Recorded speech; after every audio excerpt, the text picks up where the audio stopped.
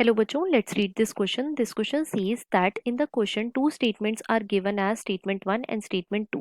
तो basically इस question में हमें दो statements given है, statement 1 and statement 2. Statement 1 is saying organisms at each trophic level depend on those at the higher trophic level for their energy demands, and statement 2 is saying the amount of nutrients present in the soil at any given time is referred to as the standing state. अब अगर इस question के मैं की concept की बात करूं तो इस क्वेश्चन का जो की कॉन्सेप्ट है वो है बच्चों ecosystem. Let me right it over here, it is ecosystem. अब सबसे पहले तो देखो इकोसिस्टम का क्या मतलब होता है। तो बच्चों इकोसिस्टम जो है ये एक फंक्शनल इंटरैक्शन है। ये क्या है? ये एक फंक्शनल इंटरैक्शन है। और ये इंटरैक्शन किस किस चीज के बीच में होता है? तो ये इंटरैक्शन होता है बच्चों between biotic and abiotic component.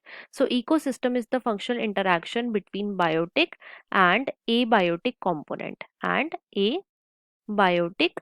component right. अब हम एक एक करके अपनी सारी स्टेटमेंट्स को चेक करेंगे। तो स्टेटमेंट 1 में हमें क्या गिवन है? स्टेटमेंट 1 में हमें गिवन है organisms at each trophic level depend on those at the higher trophic level for their energy demand. तो बच्चों यहाँ पे ये स्टेटमेंट हमारी इनकरेक्ट गिवन है। क्यों? क्योंकि इकोसिस्टम में क्या होता है कि जो ऑर्गेनिज्म होते हैं वो बच्चों अपने से लोअर ट्रॉफिक लेवल के ऑर्गेनिज्म पे डिपेंड करते हैं फॉर देयर एनर्जी डिमांड। लेकिन यहाँ पे स्टेटमेंट में हमें गिवन है हायर ट्रॉफिक लेवल, तो इसीलिए ये स्टेटमेंट हमारी इनकरेक्ट हो जाएगी। स्टेटमेंट 2 में हमें क्या गिवन है? स्टेटमेंट 2 में हमें गिवन है the amount of nutrients present in the soil at any given time is referred to as standing state. तो ये स्टेटमेंट हमारी बिल्कुल करेक्ट है।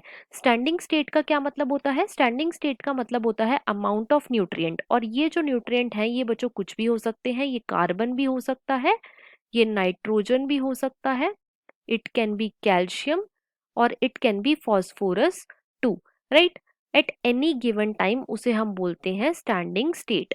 तो यहाँ पे स्टेटमेंट 2 जो है ये बिल्कुल करेक्ट गिवन है और स्टेटमेंट 1 जो है वो इनकरेक्ट है।